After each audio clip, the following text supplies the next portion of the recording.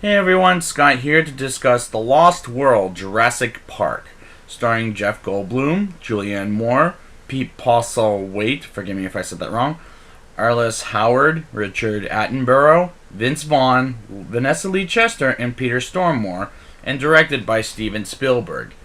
Now, I remember when I was a kid this movie coming out in movie theaters, and I was excited, but I at one point had to go to the bathroom, and then I saw the Hercules animated Disney movie trailer while watching that movie. But hey, it was me as a kid, so excuse me.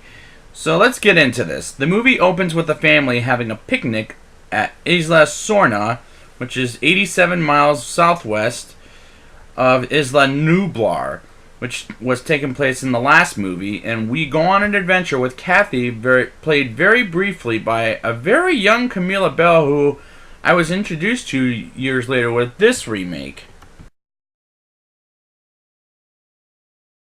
And she gets attacked by little dinosaurs in the beach area, and that is an opening scene, was pretty damn scary, I must admit.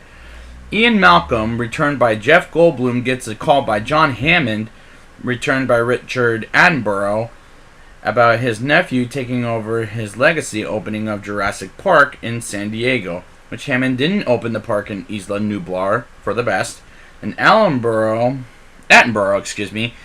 is underserved in this movie because he's not in it much, and Ian, as a father and a boyfriend of a woman who goes there, and I'll talk about that in a second, is rather...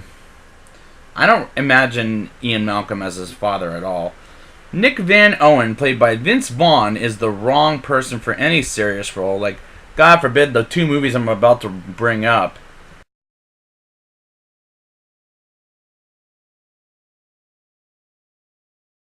Which admittedly, Hacksaw Ridge was a better movie than the Psycho remake.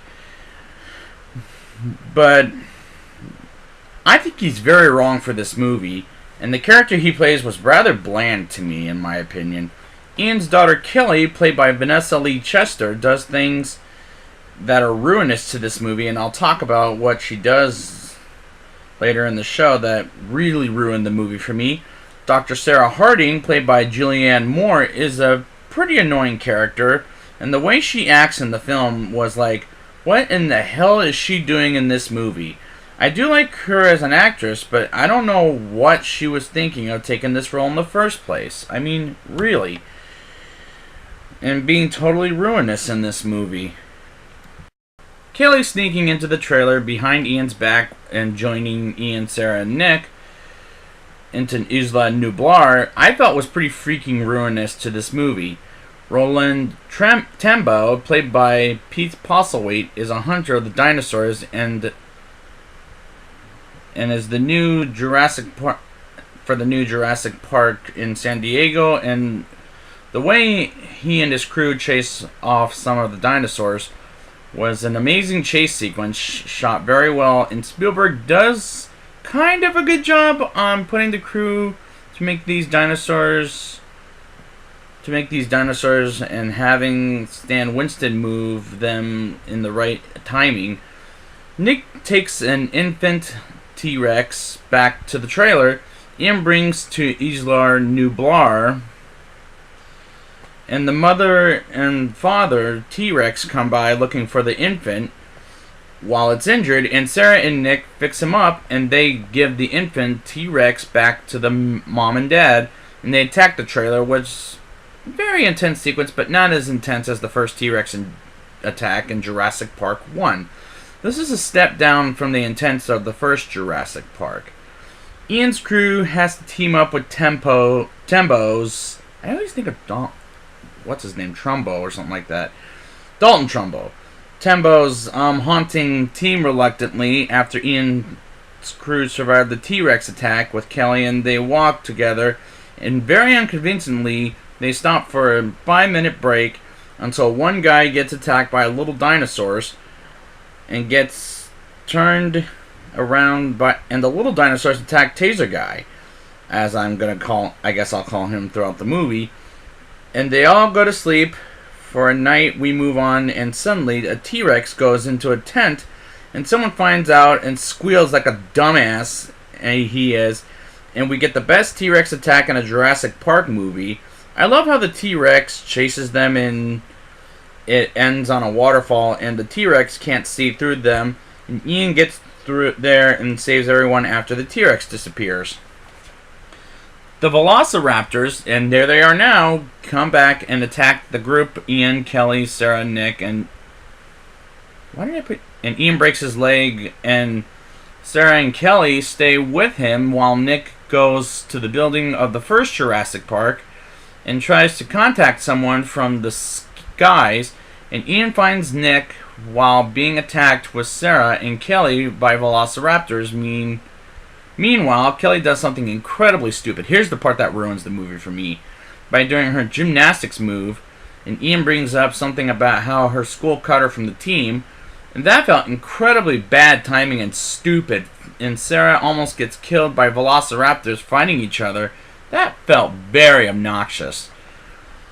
What's also very obnoxious is earlier in the movie, Tembo just shoots down a T-Rex, and it's down like that off screen, and what makes worse is Tembo gets out of the death business, and Peter Ludlow gets what he wants as a new park in San Diego, and just acts like a total jackass.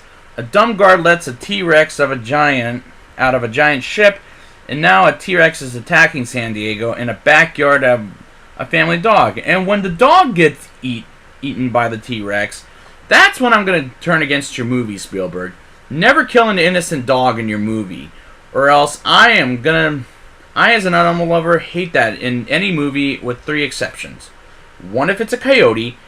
2, if the animal's trained to be a bad guy, and 3, if you replace the dog by the end of the death, and otherwise I don't care. And I'll talk more about that when I get to John Wick, and that's why I didn't end up seeing it in theaters, and I'll talk about that next year. The San Diego attack was rather unsatisfying, and putting a dinosaur in the city where it eats people, you've got to be freaking kidding me. And the T-Rex is following Ian and Sarah because they have the infant lead the T-Rex into the giant ship, and the infant eats Ludlow, which is a good idea until you get the horrendous score, which I hated except for some of the original score.